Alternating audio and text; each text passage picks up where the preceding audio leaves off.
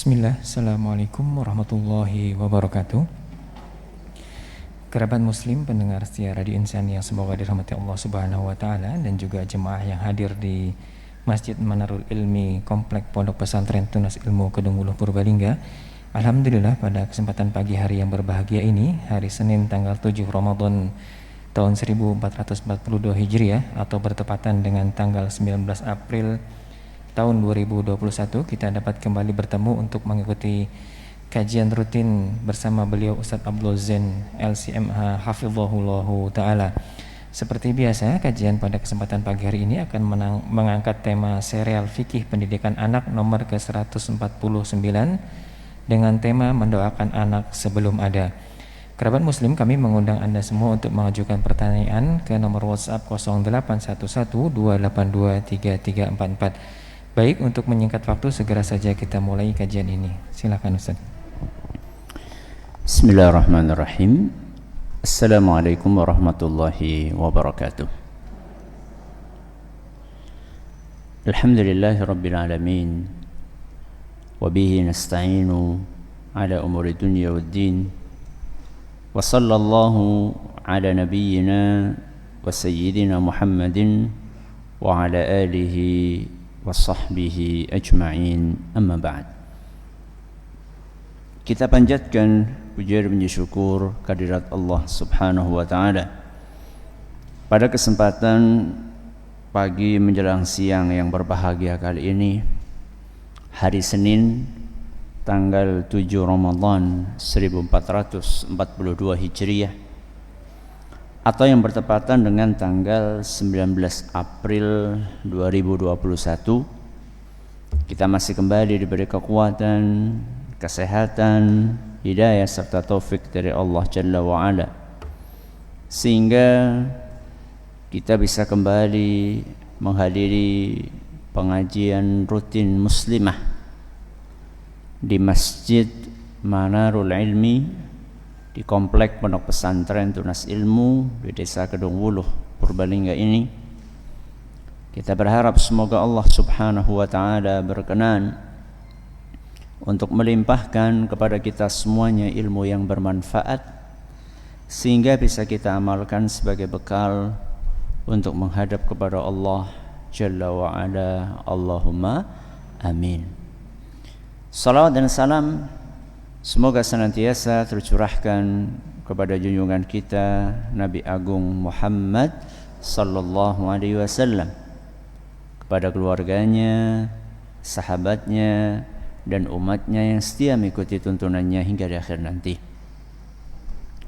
Ibu-ibu sekalian yang kami hormati, dan juga segenap pendengar serta pemirsa yang mudah-mudahan senantiasa dirahmati oleh Allah Azza wa Jalla.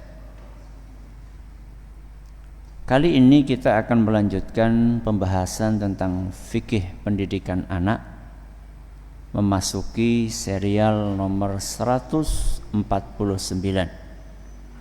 dengan tema mendoakan anak sebelum ada.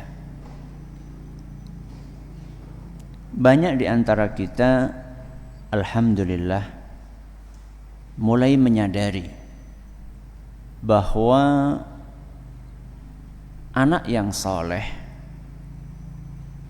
itu bukanlah terlahir tanpa ada upaya, tanpa ada ikhtiar yang maksimal dari ayah dan ibunya. Putra dan putri yang soleh dan solehah itu tidaklah didapatkan secara cuma-cuma, secara gratis, tapi harus ada keletihan dari orang tua dalam mendidik putra-putrinya. Kesadaran itu alhamdulillah mulai muncul, sehingga tidak sedikit orang tua yang kembali mau belajar tentang bagaimana cara mendidik anak. mulai muncul para orang tua yang sabar menemani anaknya belajar, sabar untuk mendidik, mengajari, mengajak anaknya beribadah kepada Allah Subhanahu wa taala. Tentunya kesadaran yang muncul ini adalah sesuatu yang membahagiakan. Di saat tidak sedikit orang tua yang cuek, yang tidak peduli dengan putra dan putrinya. Namun kita juga harus mengetahui bahwa semaksimal apapun upaya kita untuk mendidik anak, kalau Allah tidak berkehendak, maka anak tidak akan menjadi seperti yang kita harapkan. Saya ulangi, semaksimal apapun upaya orang tua untuk mendidik anaknya, jika Allah tidak berkehendak, maka anak itu tidak akan menjadi seperti apa yang diharapkan oleh orang tuanya. Contohnya banyak. Siapa yang tidak tahu bagaimana akhir dari putra Nabi Nuh alaihi salam?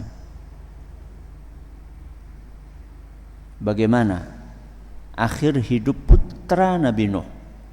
Beriman atau tidak? Beriman atau tidak? Tidak beriman. Bayangkan Nabi Nuh alaihi salam yang sudah mendedikasikan 950 tahun umurnya untuk berdakwah. Berapa tahun, Bu? 950 tahun. Hidupnya digunakan untuk berdakwah. Digunakan untuk mendidik keluarganya. Ternyata buah hatinya sendiri tidak mau beriman. Kenapa? Karena Allah tidak berkehendak.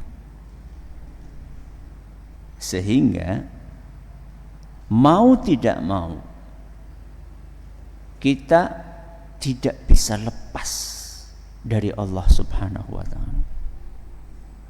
Karena di tangan Allah lah kendali segala sesuatu. Ketika Allah menghendaki A, maka akan terjadi A. Ketika Allah menghendaki B, maka akan terjadi B. Terus bagaimana agar Allah Subhanahu wa taala berkenan untuk membantu kita dalam mewujudkan apa yang kita inginkan? Bagaimana caranya supaya Allah berkenan menolong kita untuk merealisasikan cita-cita memiliki putra dan putri yang soleh dan solehah? Gimana caranya supaya Allah berbelas kasihan kepada kita, mau membantu menolong kita dalam aktivitas positif tersebut? Salah satu caranya adalah dengan memperbanyak doa. Kapan doanya? Ketika anak-anak itu sudah ada di pangkuan kita, atau sebelum anak-anak itu lahir? Sebelum, berarti habis lahir enggak? Di segala waktu. Sebelum anak itu lahir kita sudah berdoa. Saat anak itu lahir kita juga berdoa. Bahkan ketika anak kita punya anak dan kita masih hidup, doa tersebut jangan putus. Berarti ketika jenengan sudah jadi nopo? Mbah kakung maupun mbah putri. Jadi jangan dipikir, wah anak saya sudah nikah, berarti sudah bebas tanggung jawab. Ya mungkin kalau misalnya mendidik secara langsung mungkin, tapi mendoakan enggak. Tetap kita punya tanggung jawab moral untuk mendoakan anak-anak kita, walaupun anak-anak kita sudah punya anak. Tapi pembahasan kita kali ini adalah mendoakan anak sebelum ada. Siapa yang ada? Anak tersebut. Ya, sebelum anak itu ada, kita sudah berdoa kepada Allah. Apakah hal itu dipraktekkan oleh Nabi kita Muhammad sallallahu alaihi wasallam? Jawabannya iya. Salah satu yang terkadang luput dari perhatian kita saat membaca sejarah Nabi SAW ketika mendakwahi orang-orang Taif. Ya. Taif itu nggak jauh dari Mekah, mungkin sekitar 60 kilo lah dari Mekah. Berarti dari sini kemana Bu ya, 60 kilo?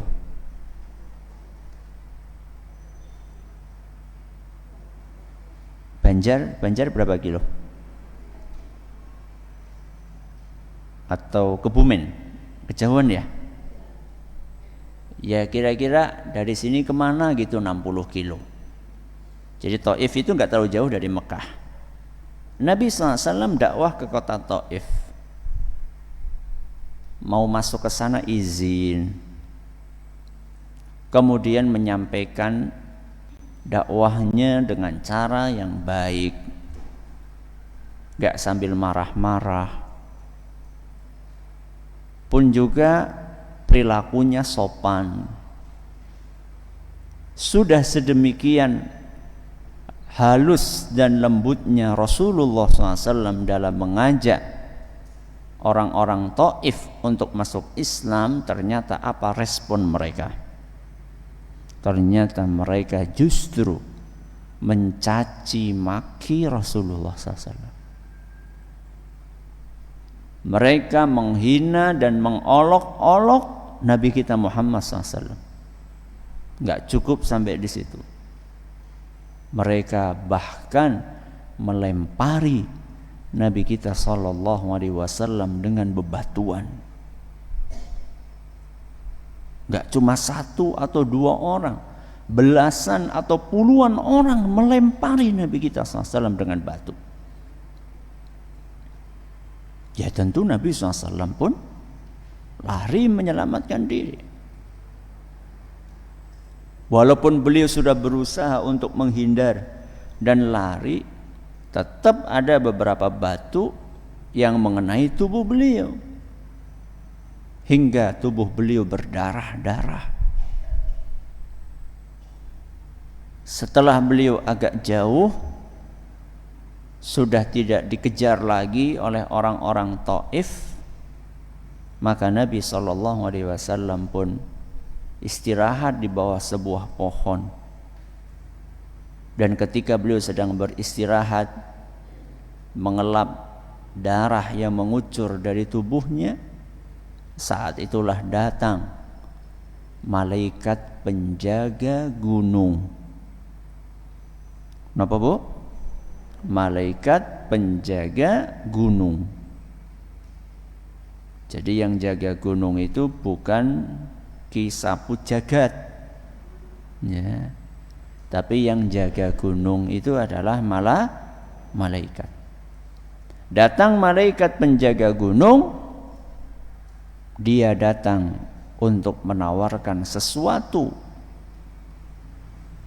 Apa yang ditawarkan? In syi'ta la atbaqanna 'alaihimul akhshabain. Wahai Muhammad, kalau kamu mau, aku akan cabut 2 bukit besar Aku akan cabut 2 bukit besar untuk aku timpakan kepada orang-orang yang tadi melemparimu dengan batu. Siapa yang melempari Nabi tadi? Orang-orang Taif.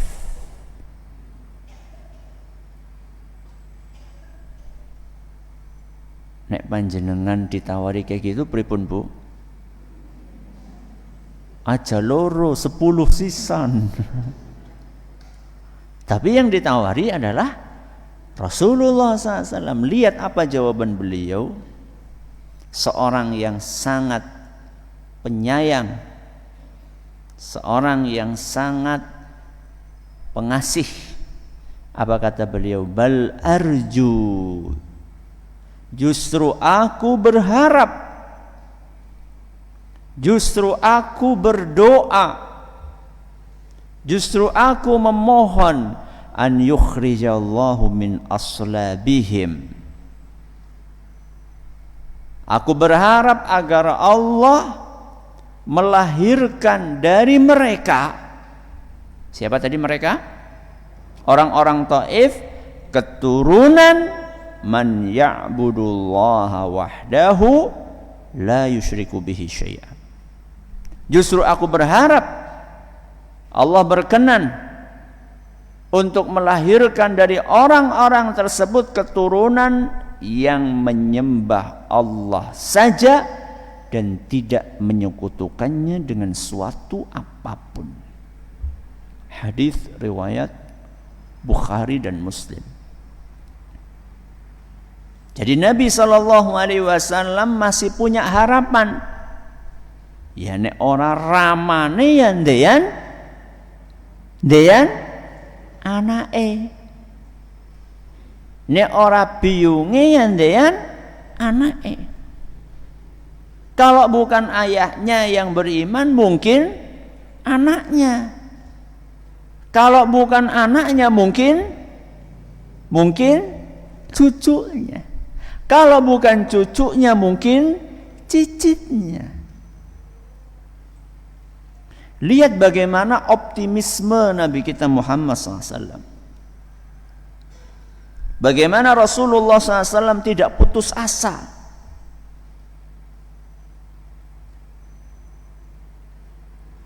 Untuk tetap berharap munculnya manusia-manusia saleh di muka bumi ini, walaupun bapak dan ibunya musyrik. Dan ternyata dikabulkan betul oleh Allah Subhanahu wa taala. Orang-orang tadi itu meninggal, muncullah generasi penerus yang kemudian mereka akan menjadi orang-orang yang tangguh di dalam membela Islam. Dan yang menarik untuk kita perhatikan di sini adalah Nabi berdoa kepada Allah agar orang-orang tadi melahirkan anak-anak yang baik. Padahal anak-anak itu belum ada. Berarti Nabi SAW mendoakan anak sebelum apa? Ada.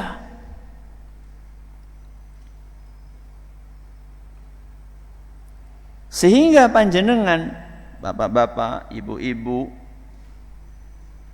jangan malas untuk berharap harapan yang serupa.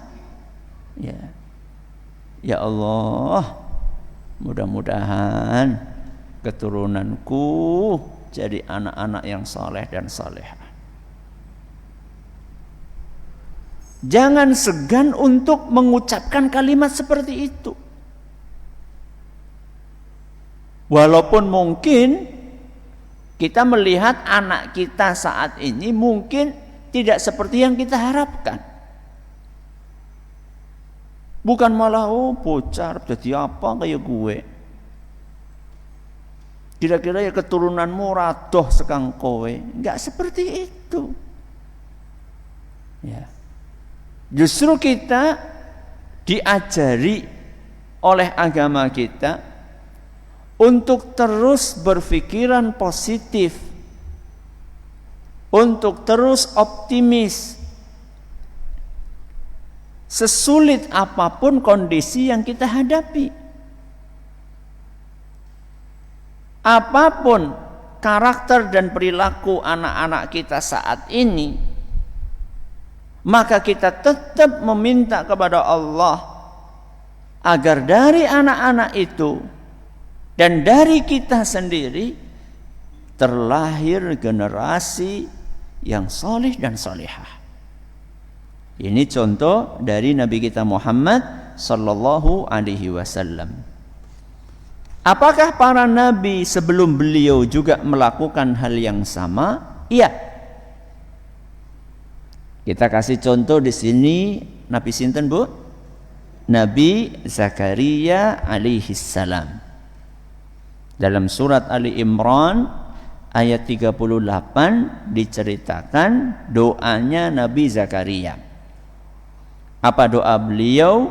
Rabbi habli min ladunka dzurriyyatan thayyibatan innaka sami'ud du'a. Sabun apa dereng? Sabun apa dereng? Dereng. Coba. Rabbi habli min ladunka dzurriyyatan thayyibatan innaka sami'ud du'a. Lagi. Rabbi habli min ladunka dzurriyyatan thayyibatan innaka sami'ud du'a. Coba ibu-ibu sendiri, ayo.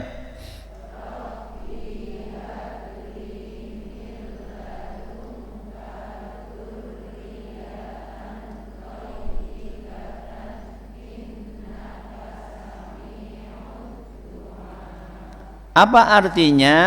Ya Rabbi habli, karuniakanlah kepadaku dzurriyyatan thayyibah, keturunan yang baik dari sisimu. Jadi yang melahirkan, mengaruniakan keturunan yang baik itu siapa, Bu? Allah. Manusia cuma bisa berusaha. Coba lihat di sini bagaimana Nabi Zakaria menggunakan kata dzurriyyah, keturunan. Keturunan ini bisa anak laki-laki, bisa anak perempuan, bisa kembar 2, bisa kembar 3. Keturunan ini ya nggak cuma anak, termasuk nopo? Cucu. Bukan hanya cucu, termasuk cicit. Bukan hanya cicit, termasuk apa ya, Jar? Anaknya cicit. Keturunan. Dan di sini nggak terlalu panjang lebar. Keturunan yang kayak gimana? Sing ganteng, sing putih, sing ayu, sing sugih, sing pinter, sing dzurriyyatan thayyibatan, generasi keturunan yang baik. Sudah, baik itu mencakup semuanya. Ya baik fisiknya, ya baik akhlaknya, ya baik ekonominya, ya baik pekerjaannya, semuanya masuk ke situ. Sehingga doa yang termaktub di dalam Al-Quran itu paling keren, paling sempurna. Udah nggak usah nyari doa-doa yang bikinan manusia biasa. Cari doa dari Al-Quran, cari doa dari hadis Nabi SAW. Kemudian beliau menutup doanya ini dengan mengucapkan innaka sami'ud du'a, sesungguhnya engkau maha mendengar doa. Siapa? Allah. Ini keyakinan Nabi Zakaria. keyakinan maksimal Nabi Zakaria terhadap Allah. Nah, Bapak Ibu, para pendengar, para pemirsa yang kami hormati, tahukah jenengan ketika Nabi Zakaria berdoa seperti ini, bagaimanakah kondisi beliau? Kita harus tahu bahwa Nabi Zakaria ketika berdoa seperti ini, kondisinya secara kalkulasi manusia, hitung-hitungan manusia biasa, itu mustahil punya anak. Secara hitung-hitungan apa? Manusia. Bagaimana tidak mustahil?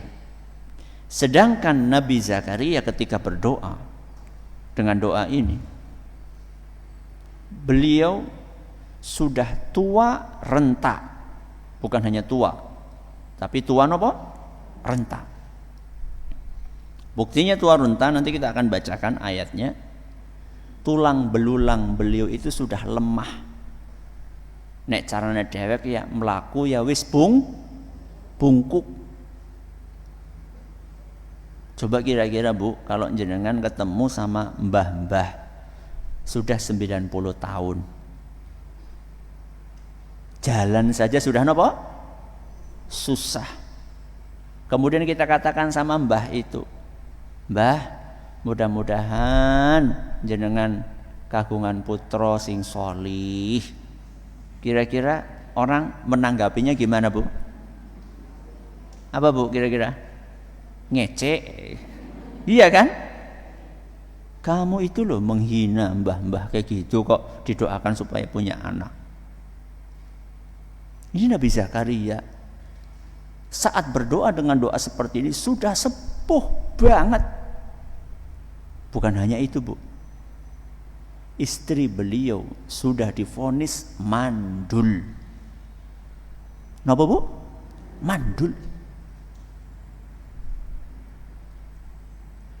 Tapi Nabi Zakaria tetap berdoa kepada Allah.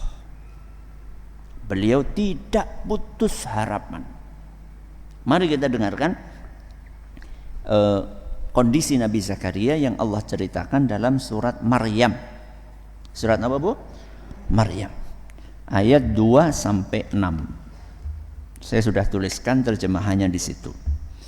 Allah Subhanahu wa taala berfirman, Dzikru rahmati rabbika abdahu Zakaria. Yang akan dibacakan ini adalah penjelasan tentang rahmat Allah kepada hambanya, yaitu Zakaria. Jadi awal surat Maryam itu menceritakan tentang rahmat dan karunia yang Allah berikan kepada siapa? Nabi Zakaria. Idz nada rabbahu nidaan khafiyya. Ketika Nabi Zakaria berdoa kepada Allah dengan suara yang lembut, suara yang lirih. Jadi berdoa itu akan lebih khusyuk ketika suaranya tidak keras, ya, dengan suara yang lirih. Apa isi doanya? Qala rabbi inni wahanal azmu minni. Wahai Rabbi, sesungguhnya tulangku telah lemah. Tulang itu kan kerangkanya tubuh. Kalau kerangkanya sudah lemah, apalagi yang lainnya. Sehingga di sini Nabi Zakaria menyebutkan lemahnya tulang beliau untuk menggambarkan bahwa seluruh fisik beliau sudah lemah. Karena tulang merupakan kerangka tubuh. Kalau kerangkanya sudah lemah, apalagi yang lain-lainnya. Bukan hanya itu, washta'ala ra'su syaiba. Washta'ala ra'su syaiba artinya kepalaku sudah dipenuhi uban. Jadi rambutnya gue putih kabeh. Nah, ibu-ibu yang baru usia 60 tahun, baru usia 40 tahun, 50 tahun, belum dikaruniai anak, kira-kira ya apa sudah ubanan semua? Paling ya ubannya baru berapa gitu. Ini Nabi Zakaria ini sudah ubanan semua kepalanya. Rambutnya ini sudah beruban semua. Atau mayoritas sudah beruban. Tapi apa kata beliau? Walam akun bidu'aika rabbi syaqiyya. Tapi aku belum pernah kecewa dalam berdoa kepadamu. Apa maksudnya? Maksudnya, kata Syekh As-Sa'di, Nabi Zakaria ini sedang bertawassul. Sedang apa, Bu? Bertawassul. Bertawassul dengan apa? Satu, kondisi beliau yang lemah. Yang kedua, bertawassul dengan karunia Allah kepada beliau. Kondisi yang lemah tadi beliau ungkapkan dengan tulang belulang yang sudah lemah, rambut yang sudah memutih.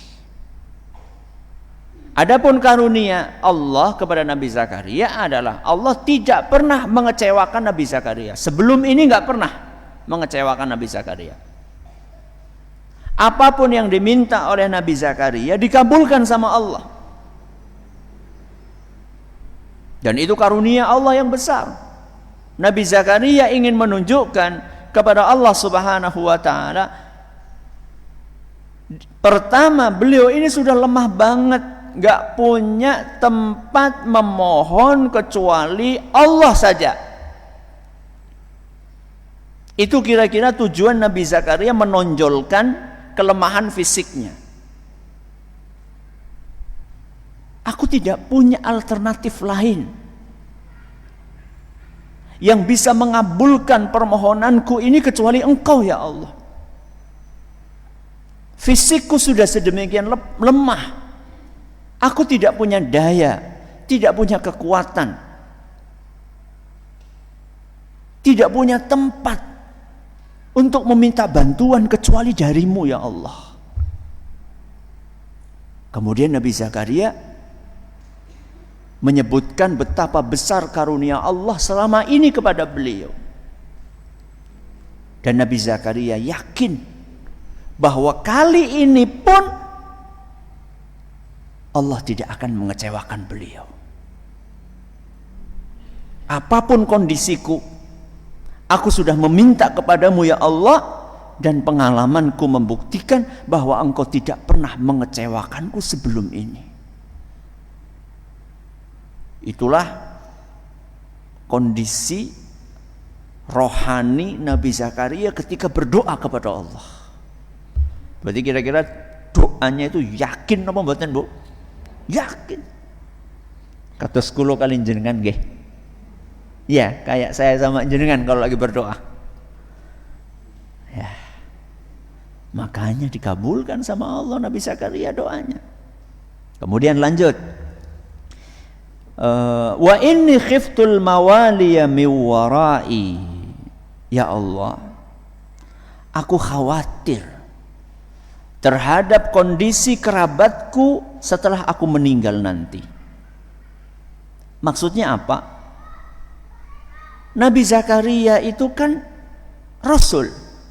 Beliau kan Nabi. Beliau memikirkan umatnya nanti, keluarganya nanti kalau aku wafat. Siapa yang bakalan mengingatkan umatku, masyarakatku agar tetap sholat, agar tetap beribadah, agar tetap bayar zakat, agar tetap beramal? Siapa yang nanti mengingatkan mereka? Kalau aku wafat dan belum ada keturunan yang dilahirkan dari rahim istriku, padahal wa kanat imraati aqira, padahal istriku adalah wanita yang mandul. Jadi Seakan-akan Nabi Zakaria itu belum menemukan orang yang layak untuk menjadi pengganti beliau. Pengganti untuk berdakwah. Jadi Nabi Zakaria, Bu, minta anak kepada Allah itu bukan untuk kepentingan pribadi beliau. Tapi Nabi Zakaria berdoa kepada Allah dalam rangka agar ada orang sepeninggal beliau yang tetap berdakwah membela agama Allah. Beliau berdoa kepada Allah agar ada sepeninggal beliau orang yang tetap berjuang mengajak masyarakatnya beribadah kepada Allah. Itu tujuan utama Nabi Zakaria pengen punya anak. Apakah kita sudah seperti itu, Pak, Bu? Ketika kita minta anak. Atau kita berpikir pengen punya anak sekedar untuk meneruskan bisnis yang kita bangun selama ini. Atau kita minta anak hanya sekedar supaya ada yang melanjutkan terah mbah kita. Atau kita minta anak supaya properti tanah-tanah kita ini dipegang oleh keturunan kita. Apa cuma itu, remeh-temeh seperti itu tujuan kita punya anak? Nabi Zakaria kasih contoh kita punya anak agar anak ini bermanfaat untuk agama Allah. Itu yang dicontohkan oleh Nabi Zakaria, sangat mulia tujuannya. Maka kemudian beliau melanjutkan, fahabli min ladunka waliya. Ya Allah, maka anugerahkanlah kepadaku seorang anak dari sisimu. Yarithuni wa yarithu min ali Yaqub. Anak ini akan mewarisi aku dan mewarisi keluarga Yakub. Mewarisi apa? Mewarisi jalan dakwah dan garis perjuangan membela agama. Kemudian Nabi Zakaria tutup, waj'alhu rabbi radiyah. Dan jadikanlah wahai Rabbi anakku ini orang yang diridhoi. Ini dalam surat Maryam ayat pinten, Bu? 2-6. Allah kabulkan enggak? Allah kabulkan. Lahir putra beliau namanya sinten, Bu? Yahya. Yang kemudian betul-betul diangkat menjadi nabi.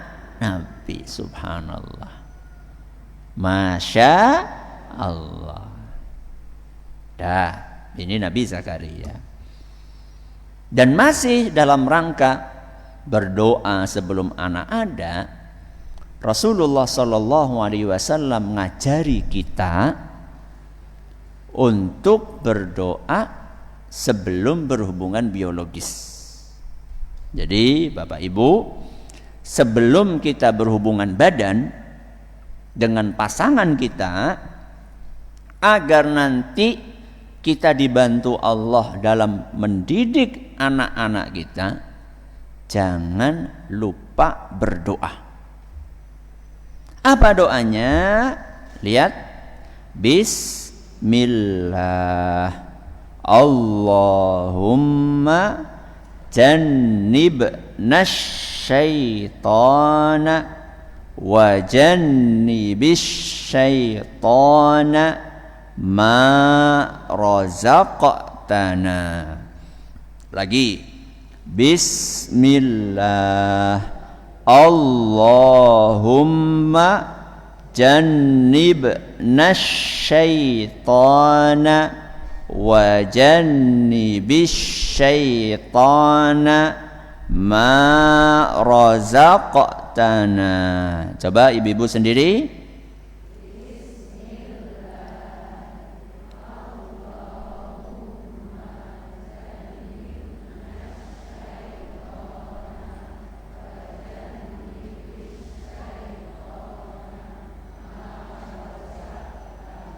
Ayo bareng-bareng.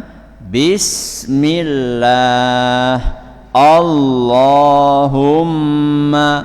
jannibna syaitana wa jannibis syaitana ma razaqtana.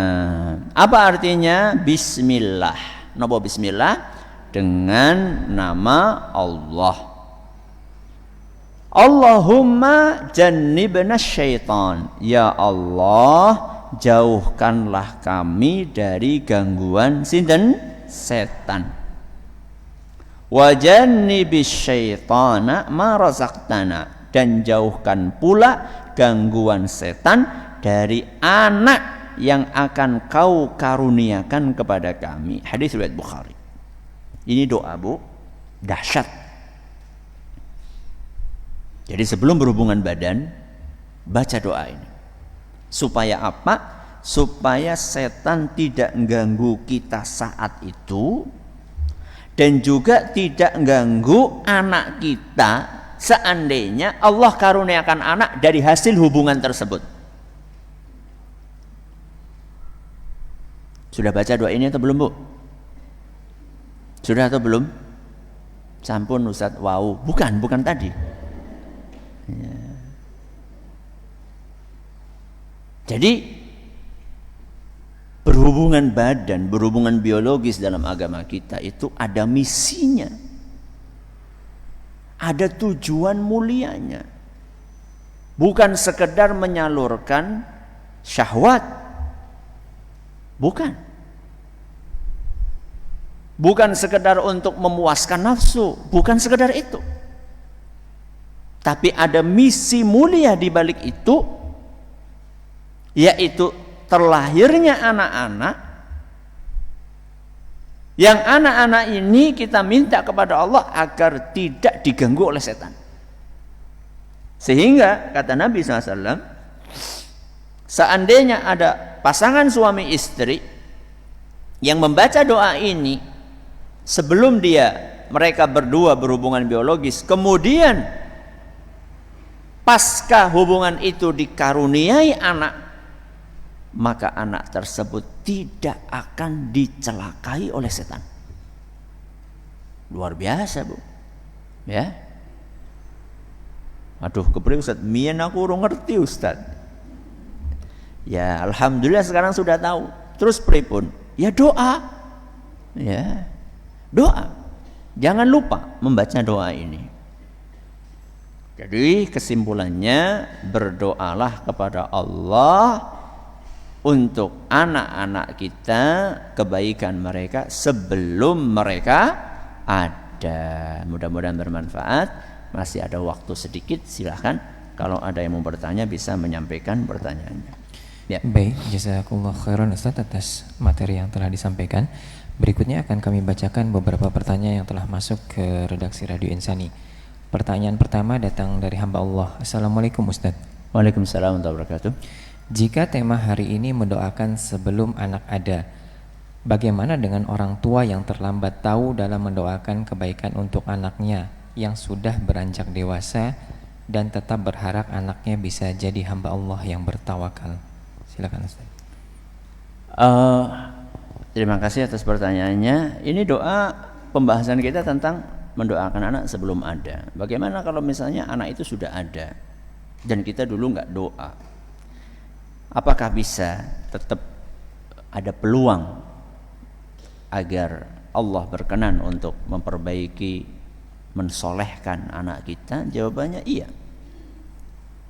Bukankah tadi di awal kita sudah sampaikan bahwa mendoakan anak itu sejak sebelum anak ada, kemudian juga setelah anak itu ada, bahkan ketika anak kita sudah punya anak. Jadi berdoa kepada Allah itu sepanjang masa. Ya, doa kepada Allah sepanjang masa. Tidak terbatas hanya sebelum anak itu lahir. Harusnya Anda juga bersyukur. Walaupun dulu belum tahu, sekarang sudah tahu. Bersyukur kenapa? Bersyukur karena sebelum Anda wafat, meninggalkan muka bumi ini, Anda masih diberi kesempatan oleh Allah untuk tahu betapa pentingnya doa. Maka doa terus.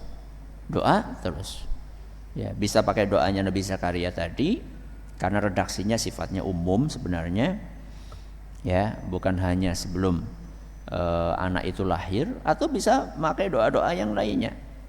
Ya, Rabbana hab lana min azwajina wa dzurriyyatina qurrata a'yun waj'alna lil muttaqina imama. Atau juga bisa pakai doa Rabbi habli minas salihin. Banyak doa-doa dari Nabi sallallahu alaihi wasallam. Tapi seperti yang tadi kita sampaikan, bahwa suasana hati yang serius, yang khusyuk, yang fokus saat berdoa itu sangat berpengaruh untuk menjadikan doa kita terkabul atau tidak terkabul. Ya, contohlah siapa tadi? Nabi Zakaria alaihissalam. Ya, silakan. Baik, terima kasih Ustaz, jazakallahu khairan. Pertanyaan berikutnya, Assalamualaikum warahmatullahi wabarakatuh. Waalaikumsalam warahmatullahi wabarakatuh. Semoga Ustadz selalu dalam lindungan Allah Subhanahu wa taala. Ada seorang bapak yang malas untuk belajar agama karena merasa sudah punya tabungan berupa anak yang sudah hafal Al-Qur'an. Bagaimana sikap seperti itu, Ustadz? Silakan. Malas belajar agama. Iya. Ya. Pertama, saya mengucapkan selamat kepada bapak yang sudah punya anak hafidz. Ya, itu adalah karunia yang luar biasa. Tidak banyak orang yang dikaruniai oleh Allah Subhanahu wa taala keturunan yang seperti itu. Ketika Anda dikaruniai dengan karunia yang langka itu menunjukkan bahwa Anda harus mensyukuri karunia tersebut lebih dibandingkan orang lain. Orang lain yang anak-anaknya belum pada hafal Quran saja disuruh bersyukur oleh Allah. Apalagi Anda yang dikaruniai oleh Allah anak yang hafal Quran. Mestinya harus lebih banyak bersyukur dibandingkan orang lain. Cara syukurnya adalah dengan menggunakan umur yang telah Allah berikan kepada Anda untuk beribadah kepada Allah. Cara bersyukurnya adalah dengan menggunakan umur yang Allah berikan kepada Anda untuk beribadah kepada Allah. Dan ibadah kepada Allah itu salah satunya adalah belajar agama. Sehingga keliru ketika Anda enggan belajar agama dengan alasan sudah punya tabungan anak yang hafal Al-Quran. Keliru. Karena walaupun anak sudah hafal Al-Quran, kita sebagai orang tua tetap punya kewajiban belajar. Talabul ilmi faridatun ala kulli muslim. Kata Nabi SAW dalam hadis riwayat Ibnu Majah dan dinyatakan sahih oleh para ulama, bahwa belajar ilmu agama hukumnya wajib bagi setiap orang Islam. Setiap orang Islam itu wajib belajar. Wajib belajar ilmu agama.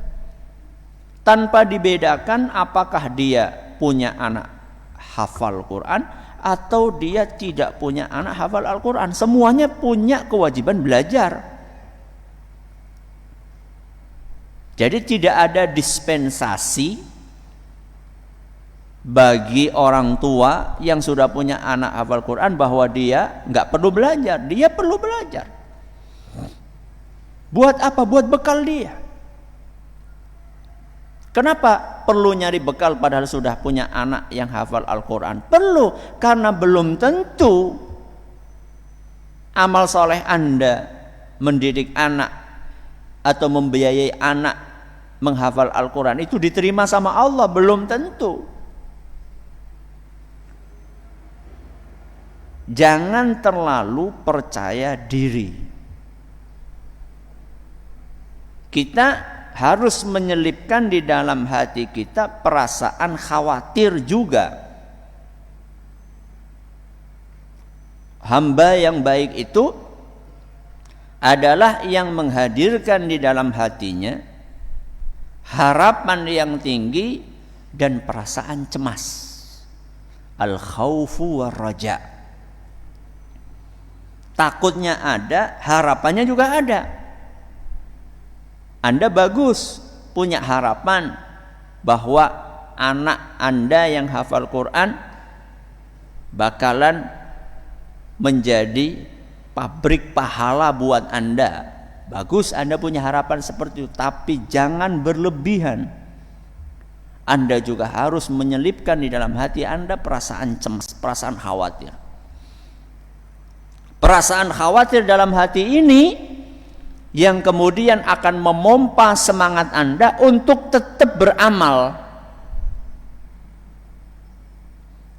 Kalau harapannya terlalu tinggi, kemudian nggak punya perasaan takut sama sekali, itu bahaya. Akhirnya meremehkan. Maka ini adalah pesan untuk bapak tersebut dan juga untuk kita semua. Ya, pertanyaan terakhir. Baik, terima kasih Ustaz. Jazakallahu khairan. Satu pertanyaan terakhir datang dari pendengar dan pemirsa radio dan Roja TV. Datang dari Ummu Zakaria di Jember. Ustadz, bagaimana cara mendidik anak yang masih bayi agar terbentuk karakter lembut ketika dewasa? Bagaimana mendidik anak ketika masih bayi supaya nanti dia lembut? Dari orang tuanya dulu. Dari orang tuanya. Karena anak itu adalah potret dari siapa? Orang tuanya. Buah kalau jatuh tidak akan jauh-jauh dari pohonnya, kecuali apa Bu? Kalau dibawa kampret. Nah, kalau enggak ya akan jatuh di dekat situ. Jadi kalau Anda pengen anak Anda itu lembut, halus perangainya, maka sejak anak itu masih kecil, Anda didik, Anda timang, Anda rawat dengan kelembutan. Dengan izin Allah Subhanahu wa ta'ala, kelembutan yang Anda tunjukkan itu akan dicontoh oleh anak Anda. Ketika anak itu pipis, ya, ngompol, Anda menggantinya dengan cara yang seperti apa? Dengan kelembutankah atau dengan jengkel-jengkel? Ketika Anda sedang ngantuk-ngantuknya malam-malam, capek-capeknya, anak tiba-tiba nangis, minta ASI. Apakah Anda menyodorkan ASI itu kepada anak Anda dengan kasar atau dengan lembut? Itu nanti akan dicontoh oleh anak Anda. Ketika Anda sedang sholat, tahu-tahu anak ini rewel, bagaimana Anda menyikapi kerewelan anak ketika Anda lagi sholat? Apakah Anda marah-marahi atau justru Anda tetap bersabar mendekap anak tersebut, atau bagaimana? Jadi dimulai dari cara Anda mendidik anak ketika anak itu masih balita. Mudah-mudahan bermanfaat. Wallahu taala a'la wa alam. Terima kasih atas perhatiannya, atas segala kurangannya. Kita akhiri dengan doa kafaratul majlis. Subhanakallahumma wa bihamdika asyhadu an la ilaha illa anta astaghfiruka wa atubu ilaik. Assalamualaikum warahmatullahi wabarakatuh.